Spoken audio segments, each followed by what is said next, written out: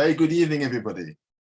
David Glasser, the chairman of Ben-Uri, welcoming everybody and welcoming particularly our distinguished guest speaker this evening, Louis Kruger. I have to declare an interest. Louis and I and his dear wife, Laura, have been friends for over 20 years.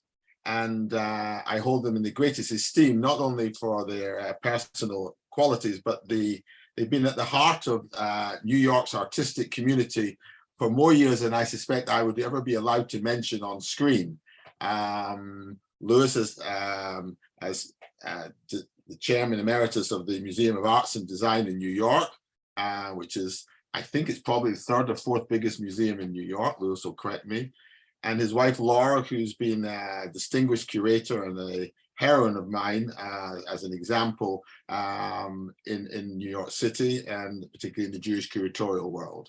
So it really is a great pleasure to welcome Louis to this evening's lecture, which is the launch of our American season, which I'll talk to you a little bit more about afterwards.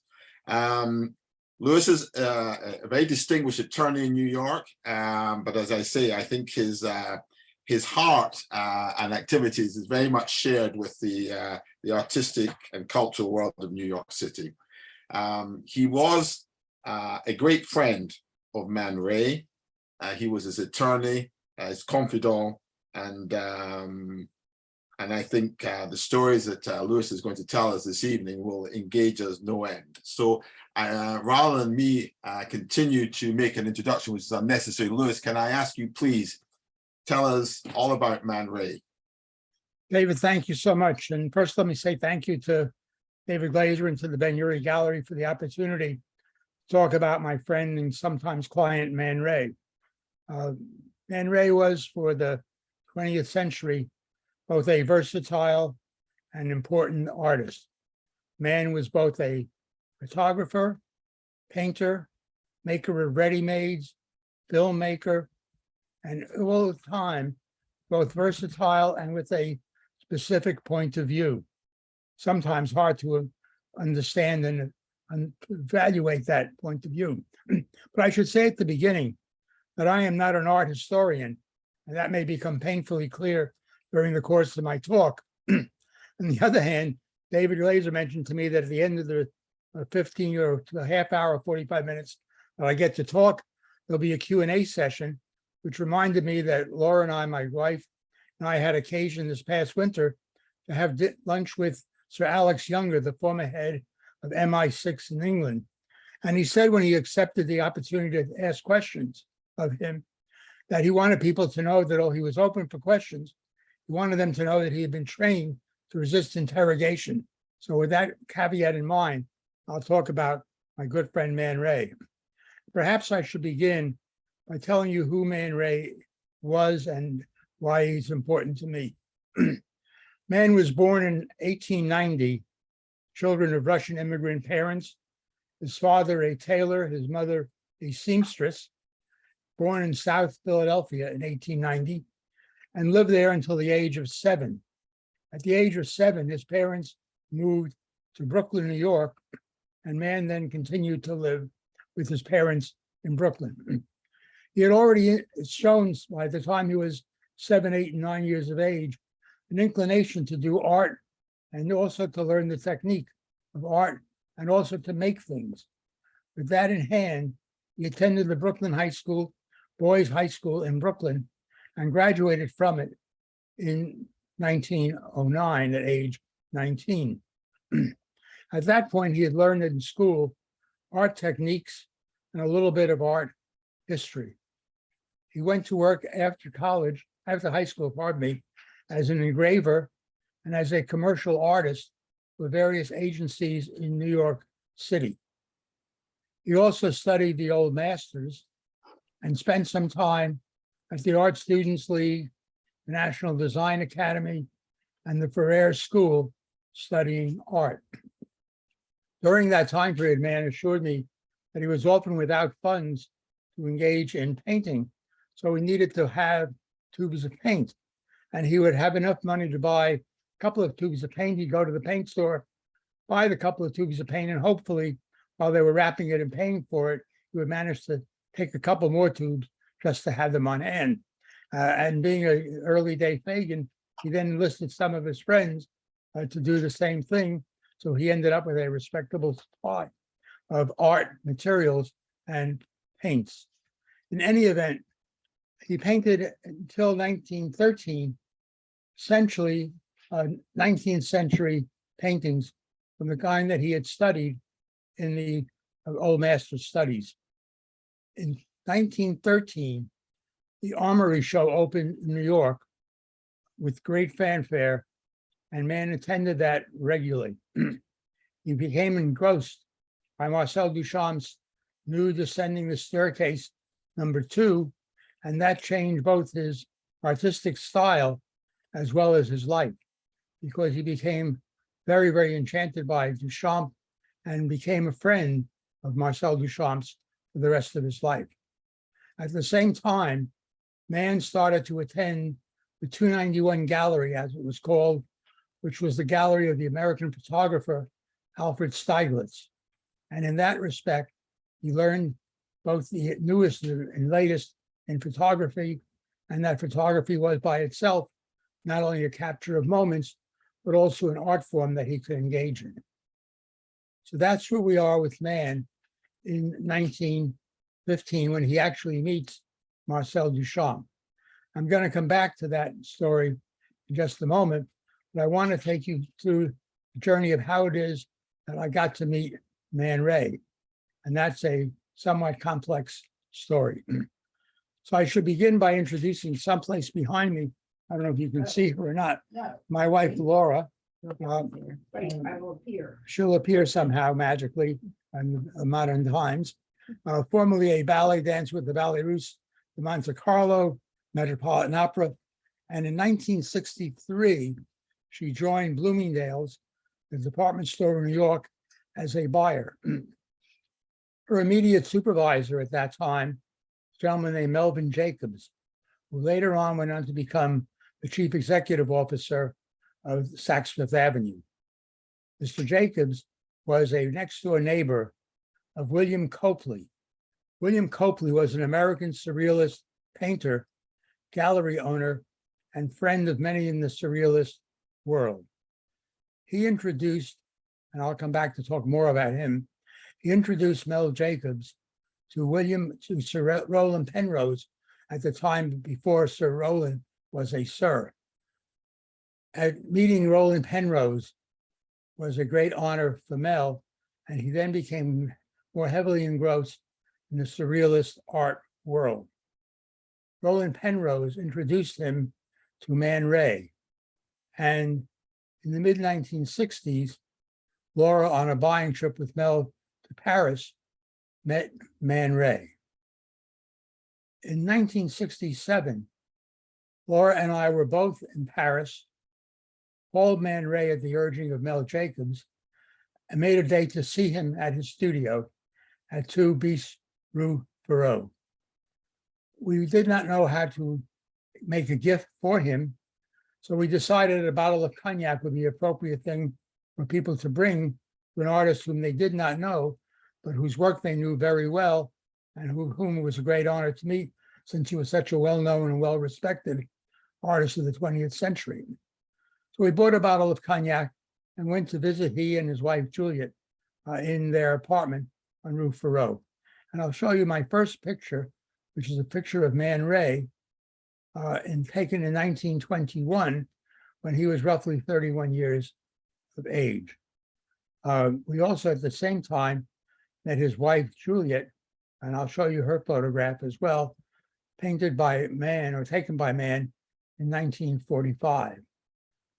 So when we got to the studio in 2 bis Rue Férou with our bottle of cognac, we realized that the studio itself was a one-room former sculpture studio, consisted of the 3 walls of other buildings, had no separations between the parts of the room except those made by Man, and it contained both studio, bedroom, kitchen, lavatory, and guest reception area. It became quite apparent as we were sitting and talking to Man and Juliet. Now, what they did not need was a bottle of cognac. What they really needed were groceries, which was a stunning surprise to us, because we just presumed that an artist with Man's reputation must have been financially secure. That was far from the case. The next day, we wanted to bring them groceries, but you can't really show up at the home of an artist who you barely know with bags of groceries. So we thought about what to do and decided the thing to do was to go to Fauchon in Paris, where we could buy groceries, but they would come in that beautiful Fauchon packaging and would look more like gifts than they would like simply groceries.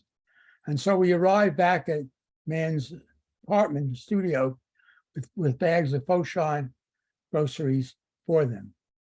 At the same time, it was a cold, wintry day, and it was quite cold in their studio. So we went back the next day, bringing them warm bathrobes and warm bedroom slippers, for which they were very grateful. We took them to dinner both that night and the night after at a local restaurant. And it was only later on in life that we learned that Man had a deal with the restaurant where if somebody took him to dinner, he then got a free restaurant meal the next few days. So there we were with Man in his studio and in his house with Juliet. Now I want to go back to 1915. In 1915, Man, together with Marcel Duchamp, began to create what became known as the Dada movement in the United States. Separate and apart from the Dada movement as it was created in Zurich by Hans Richter and others, who thought that it was their creation. It was their creation, but simultaneously and separately, not influenced by one or the other, a similar origin started in the United States with Man and Marcel Duchamp as its leaders. They then started to make ready-mades, which was to take objects in regular usage and turn them into strange, different, unusual, interesting, and irrational objects. That continued for the next 3 or 4 years with shows of their work. And in 1920, Man decided that Dada was not going to be a success in New York because New York itself was Dada and could not accept the rival. So with the encouragement of Marcel Duchamp, Man departed for Paris in 1921. In Paris, shortly after he arrived, he met the model and Montparnasse resident, Kiki de Montparnasse, whose real name was Alice Prynne. And she became both his collaborator, lover, and muse for most of the 1920s. And I want to show you an important photograph of her, which is our next slide.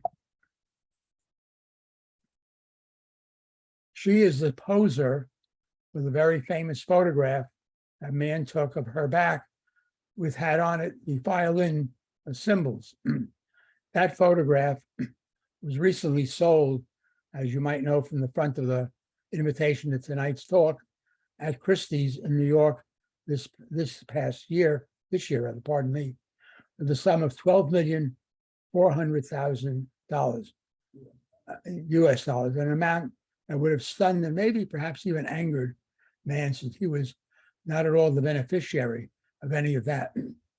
Interesting to note for these purposes, the photograph was owned by Mel Jacobs and his wife, Roz Jacobs, who had both passed away, and this was being sold on behalf of their estate. It was purchased by them from Man in 1962 and was, of course, and now is, the most expensive portrait and photography ever sold in the world. Louis, could I forgive me for interrupting for a Yes. second? Yeah. But one of our guests is reporting that she can't see the image. Can anybody else who is not seeing the image please just hit the chat line to tell us? No, so somebody is saying that they can see the image, because we have a reserve system, but we don't want to use it if we don't need to.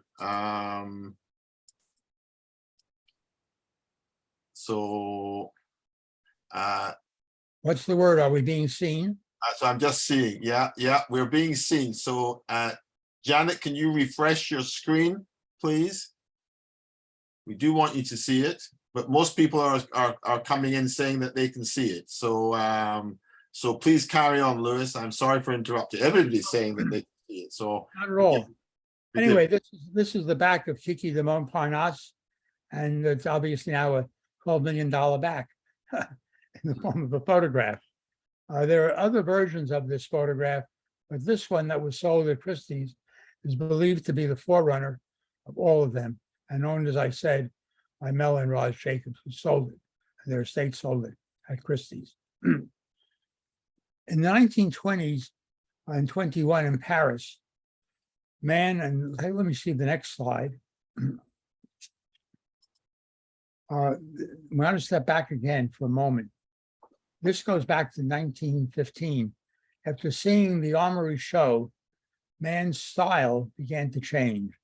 This is a lithograph of a painting by him called Promenade, which he did in 1915, and shows the influence of the Duchamp New Descending the Staircase and similar items. Let me show you the next two slides as well, because they also demonstrate an enormous change in style. This is a painting by Man Ray called In the Woods, and obviously it's far different from anything he would have seen in the 19th century masters that he had been previously studying. This is a whole new world of expression, paint, color, and part of Man Ray's new stylistic approach. One more to show you in that regard. This one is called Alternate Forms, and obviously both shows the beginning in a sense of sort of a surrealism and also some more work in the 20th century, maybe by Juan Gris and Pablo Picasso, as part of that origin of shapes. So there we are back in 1921 in Paris, Kiki de Montparnasse, the violin d'Ang in 1924. And Mann then developed what had been known about as a technique previously called photograms, which is a technique in which you place on a photographic sensitive paper an object or objects, shine a light upon them, and then develop them. And when you do that, you get what Man Ray called a rayogram in order to give himself credit for this item. And let me show you two of his early rayograms. I'm sorry, one more 1918 piece called Lampshade. And of course, you need to have a vivid imagination to understand why this might be called Lampshade. Next. Oh, I'm still out of sequence. So let me. Should I go to rayographs? Yeah, let me go to the two rayographs. I'll come back to the other two. These rayographs were done in 1922 by Mann. And what he did, as you can see, is place relatively known objects, a comb, a fork, a knife on a screen, and then develop the pictures. Those rayograms became, and they also sometimes called rayographs, became his signature piece in the course of the 1920s. He did many of them, and he continued to do them all through the rest of his life. There's one more than that I'd like to show you. This is also a similar rayogram by Mann, also done, this one in 1923. Yeah, let's go back and take a look at it. That's right. I'll pass that one. Yeah. So in 1921, walking home from a show that he had in Paris, Mann was walking with Erik Satie, the French composer, walked past a store which sold household goods and saw in the window an iron to iron clothing with. So he went into the store with Satie, needed to assist him because Mann at the time did not speak French. And he bought an iron, a box of tacks, and some glue. Went home with Satie, put the tacks on the iron and called it un cadeau, a gift, and then put her into the show that he was a part of in Paris at the time. One of the earliest and best known of Mann's made objects, or ready-made as they were called. I want to show you another one from much later on. This one I think from the 1960s, in which man again takes the iron and makes it into an object, obviously not an iron, but rather looks to me like maybe like a weightlifter's practice piece, but also in the same style and thought of an object that is being shown for a totally different purpose than its original creation. So man goes on in that time period, needing to make a living and making some living, but not very much from his artwork. He then becomes engaged by Paul Claret, a designer of women's clothing, to do fashion photographs of that clothing. And let me show you a series of pictures taken by him. This is Lee Miller, actually taken a little bit later than that. We're going to talk to you about her in just a moment.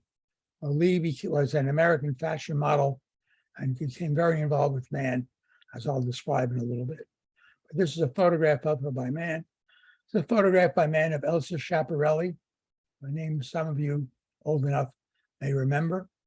And the next one is a person who I don't know, but I think was Elsa Schiaparelli. Again, the next of these photographs was Peggy Guggenheim, who he also photographed in 1928. Man's photographs, fashion photographs, were widely seen in Vanity Fair, French Vogue, Harper's Bazaar, and other fashion magazines at the time. And he became known somewhat against his desire as a fashion photographer, but the money was good and he needed the money. So he continued on in fashion photography. Did that, and he did portrait photography as well. I want to show you two of his portraits, which are also unusual. The first is of Jean Cocteau, a French filmmaker who has a place in the south of France at the time. And this one is a person, obviously Cocteau, holding a wire assemblage, we might call it, but also unusual as a portrait, in that usually you get portraits of people head on showing their face. This is sort of a combination of face, shadow, objects at the same time. And the next one is one that is fairly well known to viewers of Man Ray objects. This is Marcel Duchamp by man in 1930. As I said, his relationship with Marcel Duchamp continued on through both of their lives. So there we are, man with Kiki through the 1920s. That relationship broke up in the end of the 1920s. And Lee Miller, whose photograph you just saw, was an American model and photographer, came to Paris in 1930, called Man Ray, and said to him that she was going to be his photographic assistant. No introduction, just out of the blue phone call. She then indeed moved in with Man, and they spent the next 2 years together. She left him in 1932. And as part of this group's interrelationships, she then married Roland Penrose, who we talked about earlier, in 1938. Let's look at the next. This is a virtual change for Man, because he remained in Paris through the end of the 1930s. And in 1940, the coming of the Nazis to France, Man left via Biarritz and Lisbon to the United States. And he went to Hollywood in 1940-41. And in Hollywood, he had a variety of interesting engagements. He met in 1941 a young woman named Juliet Browner. She had been introduced to him by a New York friend who said that Juliet was both an artist model living in Los Angeles and starving because the only work she could find was that of a babysitter. And that if Man would meet her, perhaps he could use her in his paintings and in his work and maybe pay her as a model so she could make a living enough to live on. So they met in 1941, immediately struck up a relationship, movie, dinner, drinks, and then moved in together, taking a large apartment on Vine Street in the middle of Hollywood. At that time, Mann also had met Ava Gardner in the film world. She obviously was a attractive model and actress in the film industry in the 1940s. In any event, in 1945, Mann, in a joint ceremony with Max Ernst and Dorothea Tanning, married Juliet Browner, and she became his wife for the rest of his life. He had an infatuation, according to the local papers, and to some extent, Mann confirmed, with Ava Gardner, and photographed her a number of times, including this one for a picture she was about to make. So that was, and then in 1948, just linking all of these stories together, William Copley, who we talked about before, Mel Jacobs' next door neighbor, the introducer to Roland Penrose, opened a gallery in Hollywood called, not surprisingly, Copley's, and did a show of Man Ray's work at the gallery.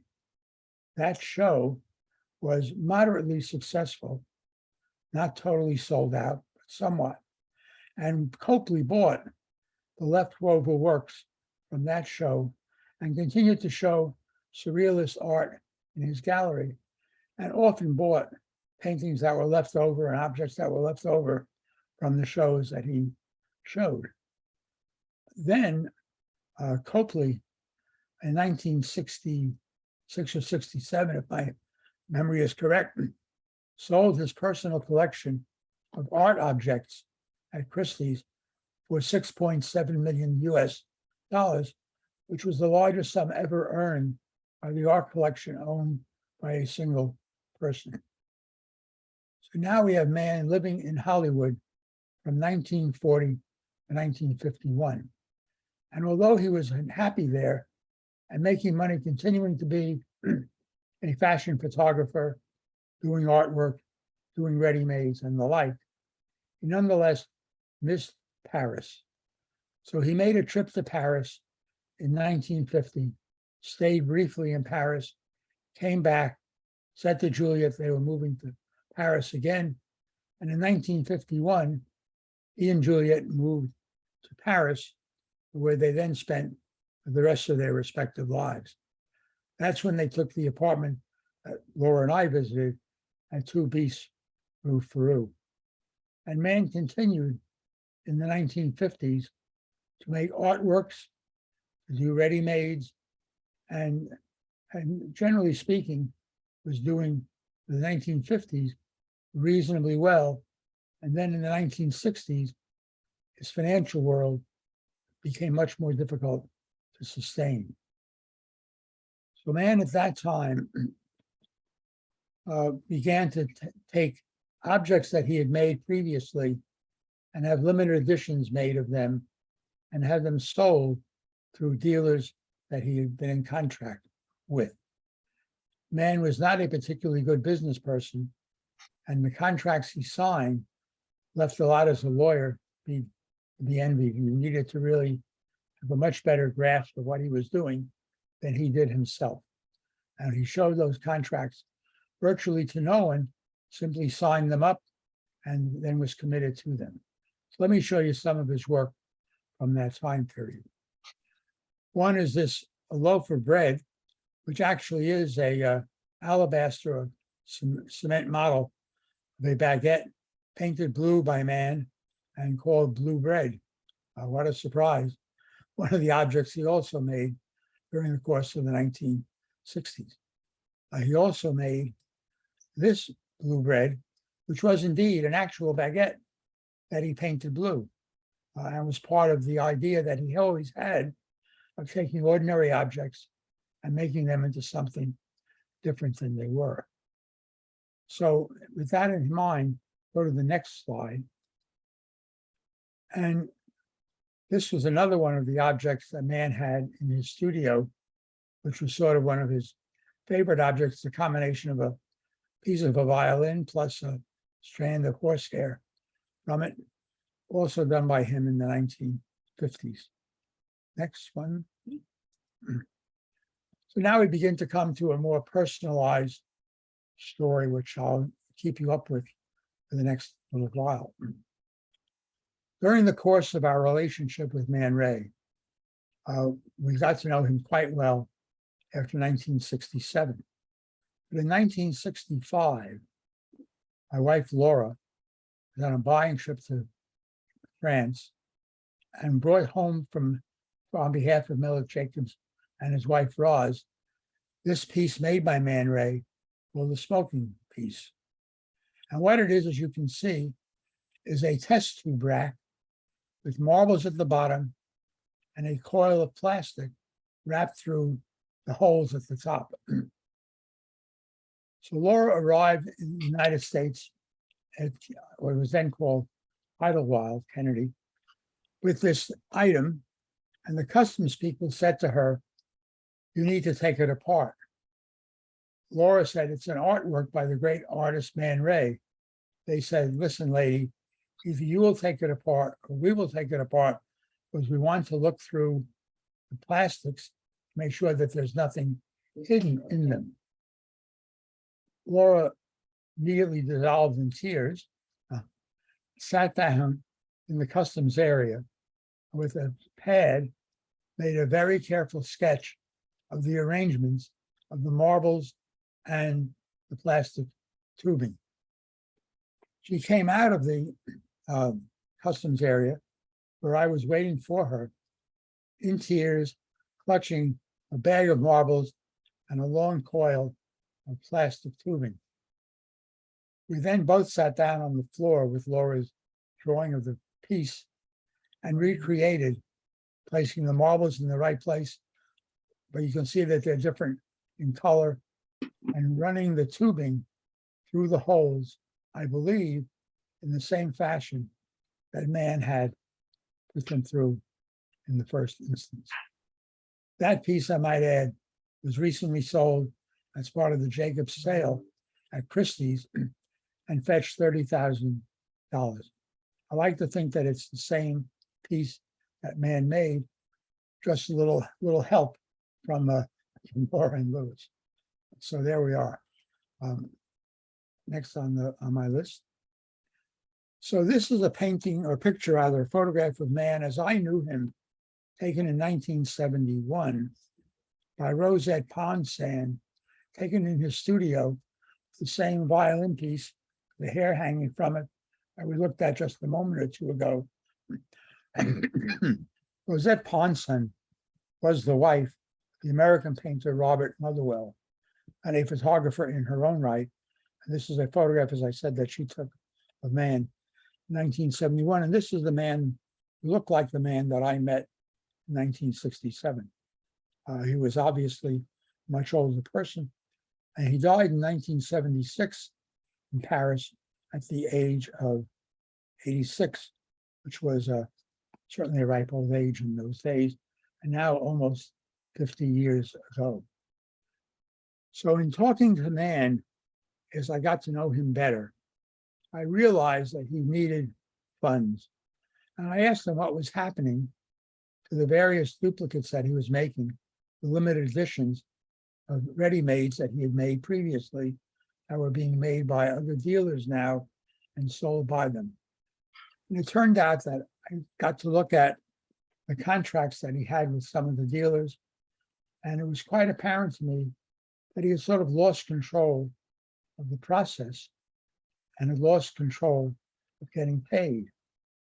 So I started to intervene on his behalf, and the dealers were perfectly pleasant people, including, for example, Arturo Schwartz in Milan, who wrote a book about Man in 1977, who was a very well-regarded gallery owner and person in Milan, but he wasn't paying Man as quickly as he should have. So with my intervention, all the dealers began to pay Man on a more prompt basis. And he was very appreciative of that. To some extent, I was able to assist in rewriting some of the contracts to make sure that the objects produced as replicas of things that Man had made in an earlier life were true to what he had, his image, and what he had actually made in an earlier life. So he no longer had lost control of the shape and size and appearance of those objects. So the end result was that a man was always very happy to see me and always obviously very happy to have my intervention. So let us look at the next slide. So one day, obviously I was not a paid lawyer on behalf of man, but all of this being done, so to speak, was my interest in him. He did a drawing of me sit on the inside of a cigar box, and it may take some imagination to realize it's me, but I go like this. You get some sense that maybe it really is me. But I've always treasured it, and it's an important part of my own story, so to speak. And man also then made for one of the objects he made, which was sold in the United States, certainly, the mirror, which he designed for a Grand Transparence, which of course is a perfect name for a mirror for people to have in their homes. And it makes, sort of a play on who the people are and what their pretensions are and the like. So Laura and I dutifully have one of these mirrors in our apartment as well. Man also said to me along the way in these days that if there was anything in the studio that I wanted, and I could take anything I wanted, I should take anything and everything. I told him that I found that would not be appropriate for me to do. I could not bring myself to do that, that I would buy some things from him. And so, make a long story short, I bought a couple of rayographs for very, very modest amounts of money and brought them home. We framed them, put them up. And years later, 1980s, Laura and I were in London, went to an art show, and there were Man Ray rayographs being sold at significant prices. So I was going home to New York, and Laura was staying on in London at the time. So I got home to New York, walked through the apartment, could not find the rayographs. So I picked up the phone, called Laura sort of 3 o'clock in the morning in London. I'm sure she didn't appreciate that. I said, my goodness, where are our rayographs? Laura said, they're in the pantry. I said, no longer in the pantry. I certainly took them out of there post haste. And I'm very proud to have them, including those done by man in the 1920s. So I continue to see man and try to keep him financially stable during the balance of his life. And the last piece he made for us, this one called Le Voyeur, which he took a cigar box, drilled a hole through it, put in a wide angle lens, the kind you sometimes find in doors of buildings that enables a person to look through them. Dedicated to Laura and myself, and did it in Paris in 1976, which of course was the year of his death. So it always has a special resonance for us that he still thought of us at that time. And we saw him, as I said, regularly from 1967 through 1976 and intervened on his behalf with many of the dealers, galleries, and the like. And at the conclusion of his life, he was, as I said, a well-respected figure in the art world, but always said to me that he really felt diminished in a way by his friendship with Marcel Duchamp, because he felt that Duchamp got all the publicity and he got much less. So he was never at peace with that part of his life. One last comment, and that is, it was a result of my talk, you decide to run out and buy some rayographs. Be forewarned. After man's death in 1976, successful forgers began to make rayographs in his, quote, style, and sometimes duplicates of what he himself had made.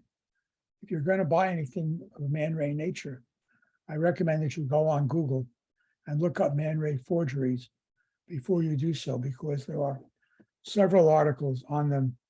In 1990, German industrialists paid $1,800,000 for 72 radiographs. Turned out that the vast majority of them were not real. So a word to the wise, just to be cautious. Now, David, am I up to questions and answers? Lewis, I have, but firstly, I want to thank you hugely on a number of counts. First of all, we're in the scholarship world, we're in the scholarship business, and it's such a delight to hear the reality presented in such an accessible manner, whilst we're usually always listening to professors and people from an art historical context. So this makes a really wonderful change, and I'm grateful. Secondly, I have to say that you command many records in your time, I know, but you are the first of our many distinguished speakers that have actually got the 45 minutes on the dot. Not, Well, I've been watching the time, so yeah, but I suspect that that in your court, which is probably where you're more used to talking, you have your timings sorted. So David, in court, there's often a lectern, and the lectern has buttons and lights on it. And when you're talking and the red light goes on, you sit down. That's the end of the story, no matter where you are. really, Okay. well, your timing is impeccable. I thank you on behalf of everybody for really such a revealing stories about the artist. I want to just ask a couple of questions before I go to questions from the audience. I'm very interested in his relationship with Marcel Duchamp, and particularly your last comment that Man Ray felt in some ways diminished by the fact that Duchamp became a star name before Man Ray. Did that affect their relationship particularly, or was it something that was sort of harbored privately? It was harbored privately. Man certainly felt it, but it never affected their relationship. They made chess sets together, made movies together. They continued their friendship. But Man always had underneath it some level of resentment, not so much resentment of Duchamp, but resentment against the world for having given Duchamp so much more notoriety and credit than it gave him. And was there any particular part of, I mean, that relationship was so fruitful across so many years and so many different aspects of visual culture. Was there any particular field, whether it was films or the creation of objects that really the two of them made sweet music together, not just music? Well, they did films together. They did the chess sets together. They did ready-mades together. All of that they did. But as I said, underlying it from Man's perspective, particularly as he got older, was that level of resentment that he wasn't getting the recognition that Duchamp was receiving. And it embittered him to the end of his life, and he quite frankly never did get that same level of recognition during his life. No, he would smile ruefully at the thought of one of his artworks fetching $12.5 million. Indeed, I was stunned. I mean, it was, the idea, of course, it was such a surprise to Laura and myself on visiting him to find that he was living in poverty rather than in wealth. We just presumed that he would see a very successful, financially secure person. This remarkable creativity that Man Ray had, the whole concept of being able to take everyday pieces and create an artwork is not new, but Man Ray brought an individuality to it, whether it was the blue bread or the combination of the violin and the hair. Did he talk about that? Was that what drove him?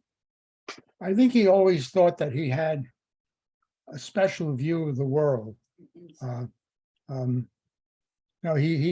His epitaph, and he's buried in the cemetery of Montparnasse, and his epitaph says, indifferent but not unconcerned.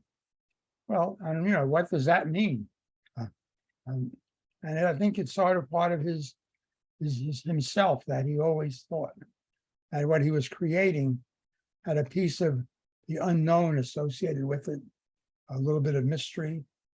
And some of his pieces, for example, one of his early pieces I didn't show you, is a sewing machine wrapped in fabric. And it's not visible that it's a sewing machine. And it's just an object. The thought is to make you look at it and wonder what you're really seeing.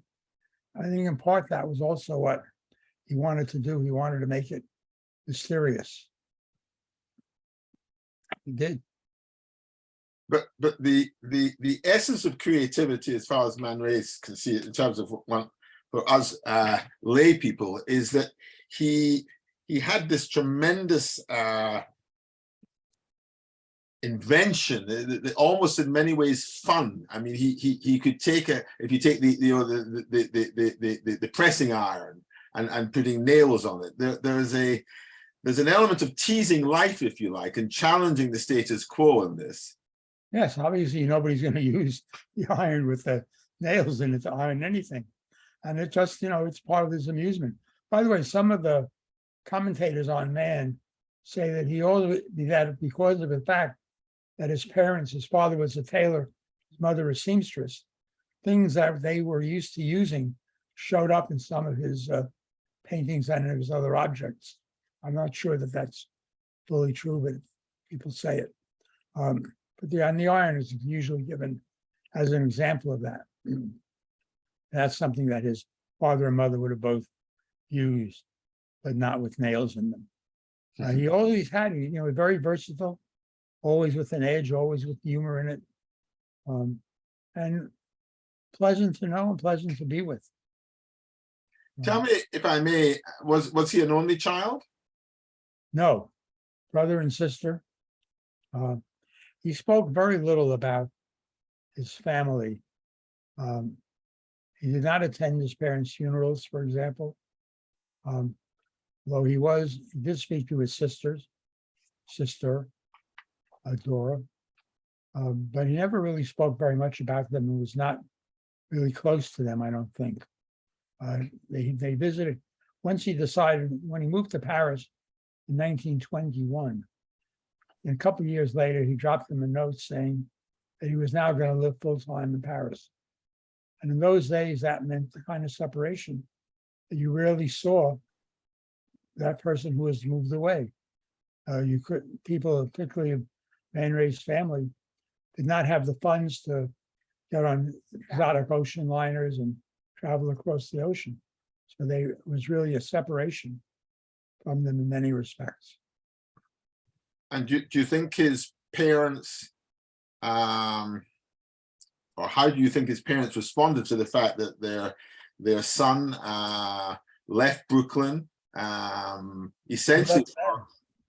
They had really, in a sense, sacrificed for him because they had their 5-room apartment. They made one of the rooms into a studio when he was a young person, so he'd have a place to do art. But he was not close to them after he left town. And just out of interest, in terms of chronologically, was he the eldest, the middle, the youngest? He was he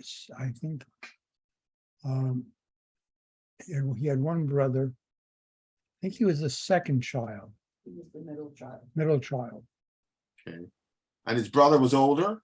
Yeah. Yeah. And his sister was younger. And, before he became Man Ray, I mean, his parents, did his parents not change their names? Yes, exactly. I should have said at the beginning that when he was born, his name was Emanuel Radnitsky. Yeah. And in 1912, his parents changed the name Radnitsky to Ray in order to try to avoid anti-Semitism at the time. Emanuel was already called Manny. So he was Manny Radnitsky. When they changed the name Radnitsky to Ray, he dropped the rest of his Manny and became Man. That was when he was probably 21, 22, something like that. and where his parents, I mean, Brooklyn today has an area which is extremely Jewish and Orthodox. Was Brooklyn always a Jewish Orthodox area at that time? Well, there was certainly a lot of Jewish families in Brooklyn, including my own. That was a place where if you didn't go to the Lower East Side, you went to Brooklyn. That was considered a step forward. So I think they've also felt that way, having gone from South Philadelphia to Brooklyn was also perceived to be a step forward, better job opportunities, better housing, more congenial neighborhood.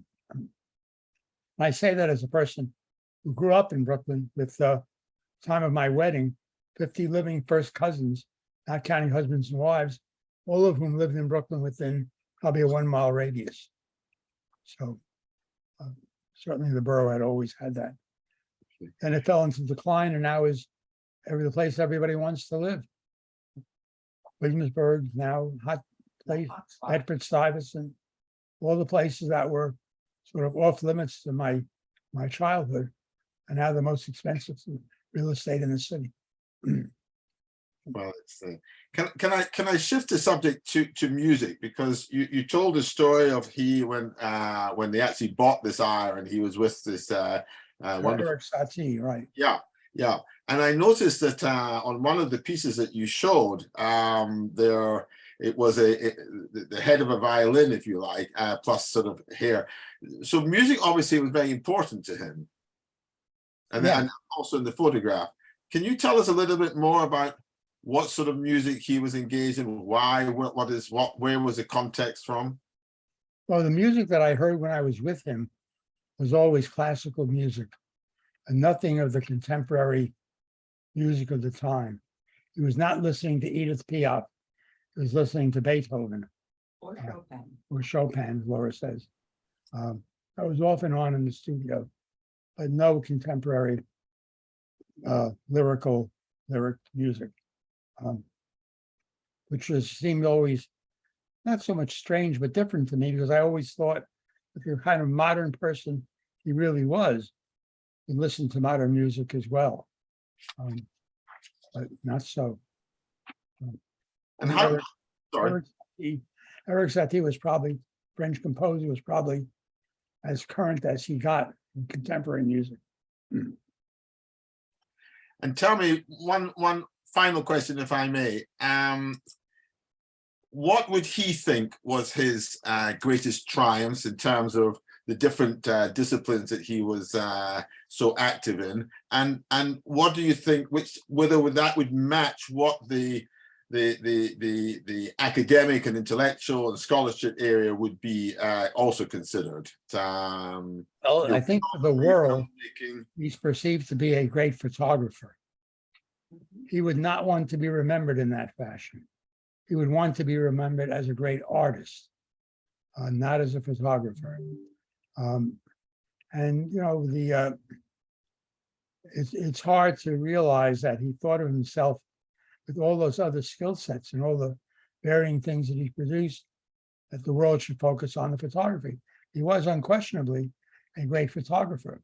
If you go online, you can look at portraits by him of virtually every celebrity of the 1920s and 30s, lots of Pablo Picasso paint pictures, etc. But for him, the recognition that he really wanted was the art side of life, not the photographs. And I think, you know, in looking at critical reviews of his work, some of the critics recognize that although he was a great photographer, his versatility made him, even more importantly, a great artist. It's highly unusual to have skill sets across so many different artistic contexts, and I think that's one of the true marks of the man, if you like, that his skill set was so wide at such a high level. Yes, agree. Lewis, it's been a huge pleasure, really a huge pleasure to sit and listen to you tell these stories and the insights that you give us, because you know, the art historians add their intellectual understanding and evidence to an artist's life. But when you hear somebody who actually knew the artist for all these years and was so intimately involved, it makes a huge difference. It really does, and to our understanding. Thank you. So It was my pleasure, and it was wonderful to know him through all of his ups and downs. so It was both it was always charming to be with. He was interesting to be with. Always had a view of something, and was always working on something. But as I said, later on in life, he was really doing limited editions of his earlier work. But he also, if you look online, one of the things that I think is always remarkable about Mann, that you look at his self photos, he took self-portraits all through his life. I've yet to find one in which he smiles. He always looks intense and grim. well, maybe that's how he wanted to appear. One last question that's been asked by the audience, and I'm not sure whether it did you or did he ever meet Timothy Bound? Yes, both of us. Mann certainly was very close to Timothy in the latter part of his life. And Laura and I have, Timothy was a good friend of ours as well. So we both were engaged in separately, but to keeping Mann in the forefront of people's minds and in sufficient funds to continue to exist. Well, on behalf of us all, I thank you. I thank Laura. I thank you for helping one of the great artists of the 20th century, and for all the work that you do in New York. And it's really been a privilege, and thank you. Ladies and gentlemen, can I just take 2 minutes more of your time? Because Lewis has launched, if you like, the Ben Urey American season, and superbly well. But in September, we're doing something completely different. We usually have one lecture a month, but actually we're doing a series of 3 lectures on 3 different Mondays, the 7th, 14th, and 21st of September. Basically emigre artists, which of course is what Ben Urey is famous for, and which we've created our focus and our expertise on. But emigre artists and art dealers in World War II America, not World War II Britain. And Dr. Jennifer McComas, who's a curator of European and American art at the Eskenazi Museum of Art in Indiana University, is an expert in this field, and she is going to take us through on 3 different weeks. The first one is Forging an American Market for German Expressionism, obviously reflecting the German emigres who escaped to the United States. On the 14th, Exiled Artists and the Politics of Immigration in Wartime America. And of course, you have to remember that the artists who came from Germany, George Grosz, Jacques Lipchitz, Marc Chagall, all were part and parcel of the immigration policy of America in World War II. And then on the 21st, on Paul Rosenberg, who of course was Picasso's dealer in America. This will be a fascinating set of lectures, something that we know far too little about in the UK. So please join us in this occasion. And I wish you all a fantastic summer, safe, away from any diseases and accidents. And we look forward to welcoming you back on the 7th of September. Thank you very much indeed, Lewis. Thank you very much, audience. Stay watching benury.org. Thank you.